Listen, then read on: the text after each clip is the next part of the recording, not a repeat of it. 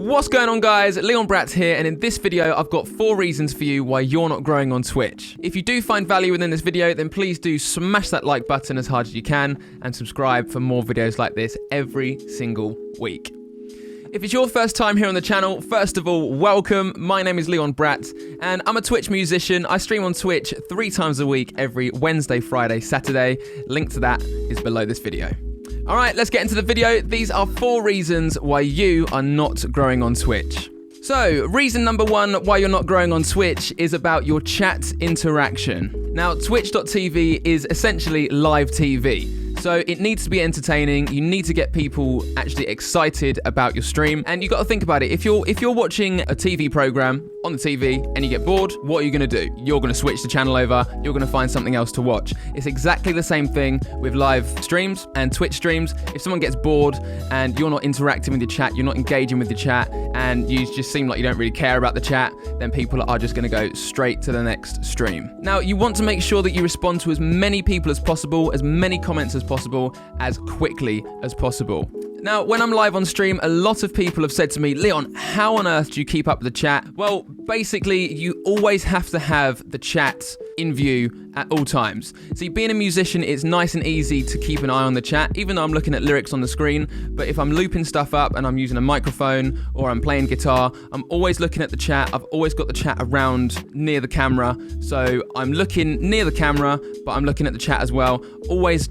I'm always scanning the chat. You have to be scanning the chat, always, constantly.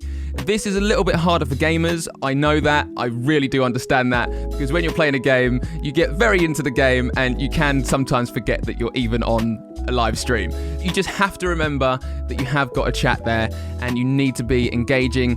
The next thing I'd say about your chat interaction is that when someone comes into your stream for the first time, you've only got 10 seconds before they make a decision whether they want to stay on your stream or go to the next one.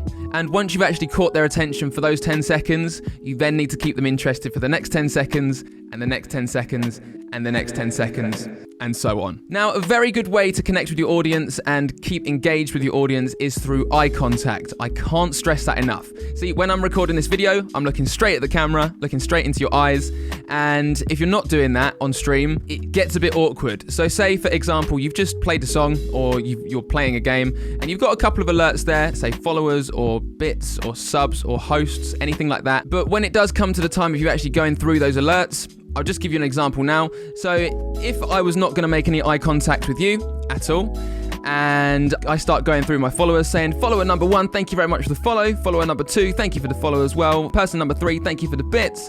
And thank you for the sub. Thank you for the host as well. Nice one. Okay, now the next song we're going to play is this, that, and the other, or we're going to do this now. I'm not looking at the camera, I'm not looking at your eyes, and that gets a little bit awkward, and people can't connect with you as much as you would want them to. So that was an example of using no eye contact, but I'm going to give you another example now and use eye contact as well, just so you can see the difference. Same kind of alerts again. Would say, person number 1, thank you very much for the follow. Person number 2, thank you for the follow. Person number 3, thank you very much for the 100 bits. I really do appreciate that. Person number 4, thank you for the follow. And person number 5, thank you for the follows, guys. Welcome to the stream. Welcome to the family.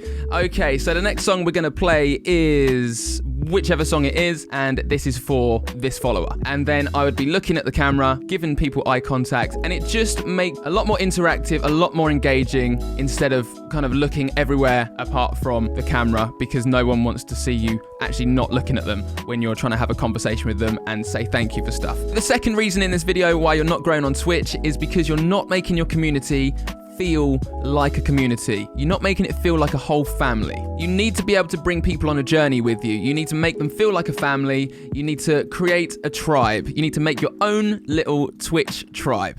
Now, there are loads and loads and loads of different ways that you can actually make your community feel like a community, but you have to get people to connect with you. So you want to be able to give a reason for people to actually come back to your stream. You want them to feel part of something. Now, I've found that being vulnerable on stream is such an amazing thing, because that allows your viewers and your community to be vulnerable as well. It just creates a nice little safe little space on Twitch where people can come back to and get involved, and they know they're not going to be judged. They're going to be welcomed, basically. You want your community to be the most supportive and loving community there is on Twitch. Another way you can make your community feel like a community and a family, you can do celebration streams or you can host events. Say, for example, you are a gamer, you could do community days or you can do viewer games just to get people involved. And celebration streams as well, we could do like follower goals. Say, if you've just hit 1K followers or 100 followers or 10K followers, you could do moderator nights where you celebrate the moderators. You could do themed streams, put events on and give people a reason to come back and get involved, and so they don't miss anything.